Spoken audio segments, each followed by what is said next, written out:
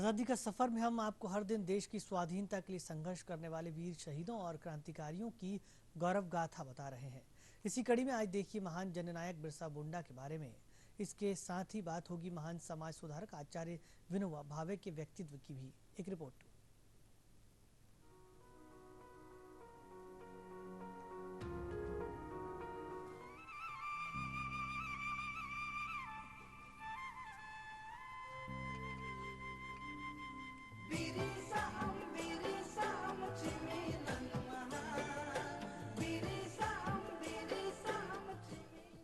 आज निडर स्वाधीनता सेनानी और आदिवासी नायक बिरसा मुंडा की जयंती है।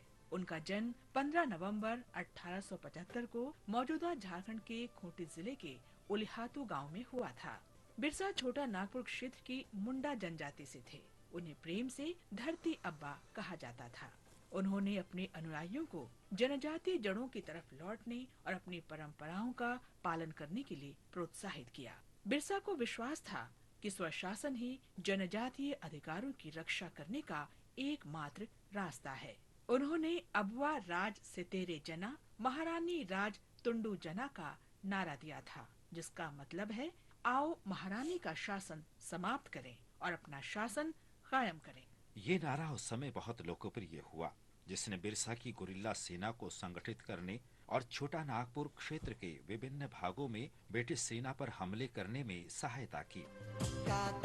दिया बाती, दुनिया नू बालेना, फिरंगी को बेसकना, को अत्याचार रे। 1890 के दशक के आखिर में बिरसा ने सामंतवादी शासन प्रणाली को उखाड़ने के लिए कमर कस ली थी, जिसे अंग्रेजों ने आदिवासी वन भूमि के लिए शुरू किया था। इस प्रणाली के तहत अंग्रेजों ने अन्य राज्यों के लोगों को आदिवासियों की भूमि पर काम करने के लिए आमंत्रित किया और सारा मुनाफा खुद हड़पने लगे। इस प्रकार जमीन के मूल मालिक लाचार हो गए और उनकी आजीविका पर बुरा असर पड़ा। मार्च 1900 में अंग्रेजों और गुरिल्ला सेना की लड़ाई के बीच चक्रधरपुर में जामकोपई के जंगल में बिरसा को गिरफ्तार कर लिया गया। कुछ महीने बाद हिरासत में ही उनका निधन हो गया। भारत के स्वतंत्रता संघर्ष का वो नायक 24 वर्ष की उम्र में 9 जून को शहीद हो गया। उनकी मृत्यु के लगभग एक दशक बाद अंग्रेज छोटा नागपुर टेनेंसी एक्ट लाए, जिसके तहत आदिवासियों की जमीन गैर आदिवासियों को देने पर रोक लगा दी गई। झारखंड राज्य का निर्माण वर्ष 2000 में बिरसा मुंडा की जयंती के अवसर पर ही हुआ।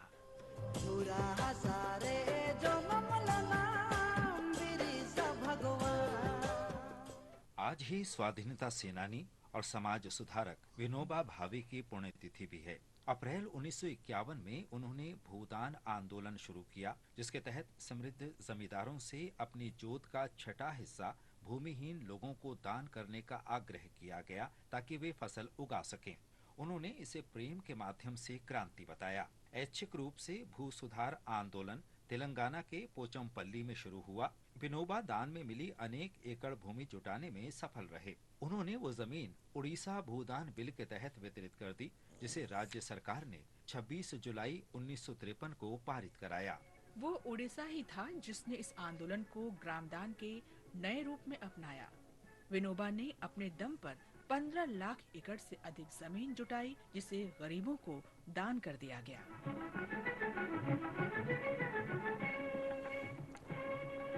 1982 में विनोबा अत्यधिक बीमार हो गए और खाना पीना तथा दवा लेनी भी बंद कर दी।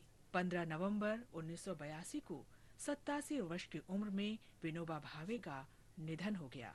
उन्हें मरणोपरांत 1983 में भारत का सर्वोच्च नागरिक सम्मान भारत रत्न प्रदान किया गया।